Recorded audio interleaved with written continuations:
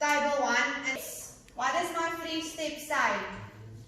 First, you need to determine the relationship of what's going on here in the tables. Then, you need to say which one is the dependent or the independent variable. Okay? And then you're going to create a formula to calculate the missing values. Okay, so let's apply those 3 steps. Can you see it goes from 1 to 5 level of 3s? So what does that mean? It goes up, it increases. Okay, that is the first step I'm doing here now. Okay, then the money, the cost goes from 15 to 75. Can you also see it goes up, it increases? I want you to actually do this on your question paper when you're writing the test. Okay?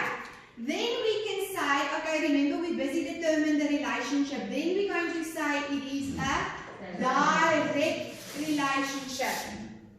The second step is to determine which is X and which is Y. Can you see there's a number of liters and there's cost in rand. So we have 2 variables. Okay, now what question do I ask? Which one is X and which one is being influenced? Okay, can you see the more my number of liters become, the more my money is.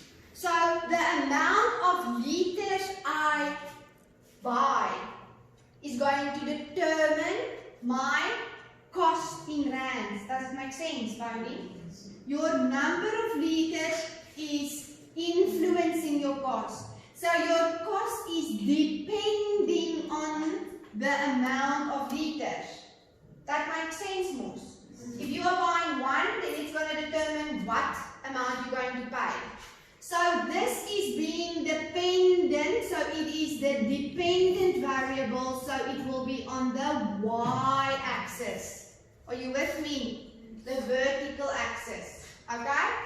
The number of liters of petrol will then be the independent, and that will be my X, my horizontal one, line. Okay. That is step 2. Step 3 says I must create a formula. Now remember, I showed you this. You remember this? I showed you this. Okay? Now, although it spells love, it actually is representing a graph, and that is the graph formula. Are you with me? Yes.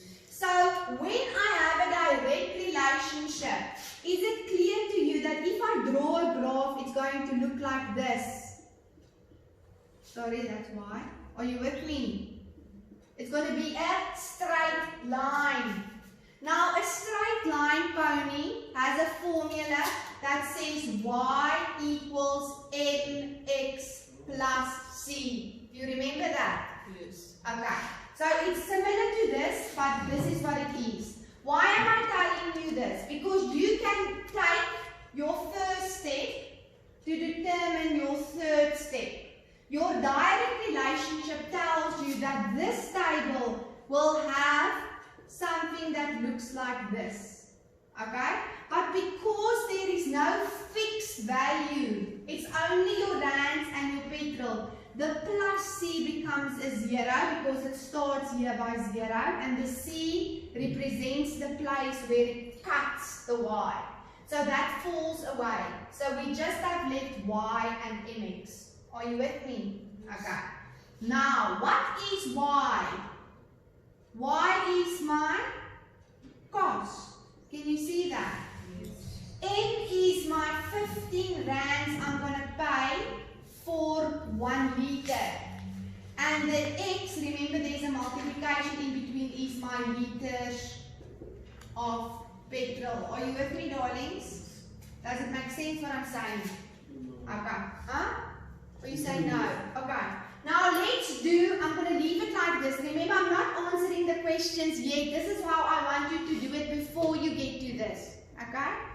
Table 2 is again a table with a missing value. Can you see that, level 3s? Can you see that? So what am I doing? What does my brain tell me? I'm going to perform my 3 steps. Are you with me? What is my first step?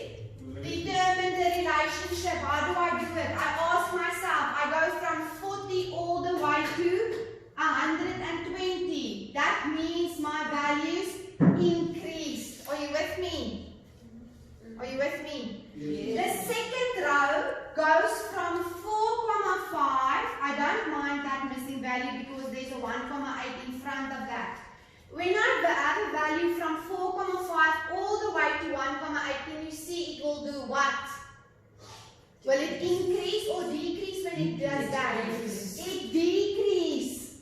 Can you see? You just can't assume it's going to be direct. So what do we call it when I have this?